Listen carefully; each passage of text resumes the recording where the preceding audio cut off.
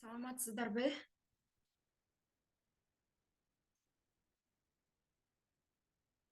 Саламатсыздарбы апалар? Сиздер менен кайрадан биз эмне үчүн балдар бизди укпайт деген жаңы темада сөз кылмакчыбыз. Негизи кандай балдар бизди кантип угуш керек?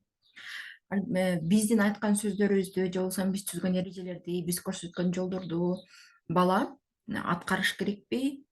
Же жөн эле кулагынын сыртында калып кетиш керекпи? Же ошол биз айткан кеңештер менен баланын жүрүм туруму түзөлүп оңдолуш керекпи? Кептин баары ушул нерседе жатат да.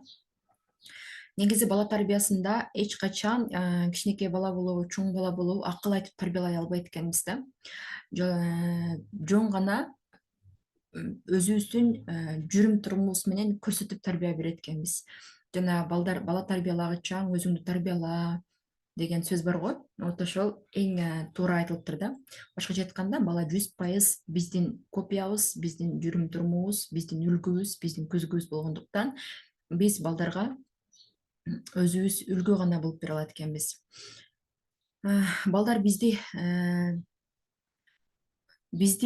угат, сөзсүз түрдө угат экен дагы. Бирок баланын жүрүм турумуна чөйрөсү, классташтары, мугалимдери таасир этет экен. Алардын жүрүм турумдарын, алардын айткан сөздөрүн сөзсүз түрдө угуп, аларга таасирленет экен. Бирок толук үлгүнү бала ата-энеден алып, ата-энеден гана калыптанат экен. Көпчүлүк апалар менин балам тилимди албай атат, балам мени укпай атат деп даттанышат да. Негизи бала угууну, тилди алууну каяктан үйрөнөт? Эгер эң биринчи кезекте бала уга билүүнү үйдөн үйрөнөт экен да.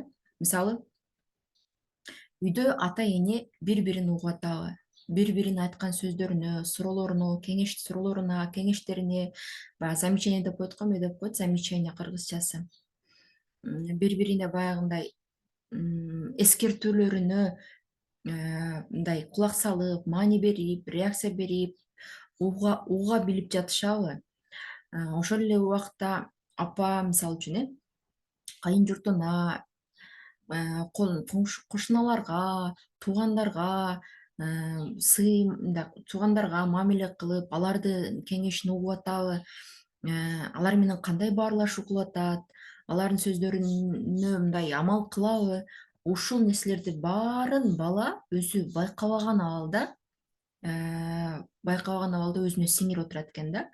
Демек, эгерде бала үй бүлөдө, өзүнүн ата энесинин чөйрөсүндө, ата эне башкалар менен, жакын адамдар менен мамиле кылганда угуп жаткандыгын көргөн бала өзү байкабаган абалда мен дагы уга билишим керек экен. Мен дагы кепке, сөзгө келишим керек экен. Мен дагы кулак салышым керек экен. Мен да айтканды жасашым керек экен, айтканды кылышым керек экен деген түшүнүк пайда болот экен да. Эгерде апа менен ата бири-бирин уккусу келбесе, бири-биринин сөзүнө кулак салбаса, айта берет да деп өз билгенин жасай берсе, атанын сөзү сыртта калып кетип, апанын сөзү сыртта калып кетип, ушундай мамиле болуп аткан болсо, бала уга билүү жөндөмүн эч жактан үйрөнө албайт экен да. Ал каяктан үйрөнмөк эгер уга билүү жөндөмүн көрбөсө? Үй бүлөдө ошол уга билүү атмосферасында чоңойсо, уга билүү мамилесин көрүп чоңойгон бала мектепте дагы мугалимдерин уга билет, чоң адамдарды уга билет, чоң ата чоң энелерди уга билет, досторун уга билет. Мамилелешүүдө башкалар менен сүйлөшүп жаткан адамынын ойлорун, сөздөрүн, сунуштарын уга билет экен. Андан кийинки бул жагын өзүнчө сактасам бекен? Кыска.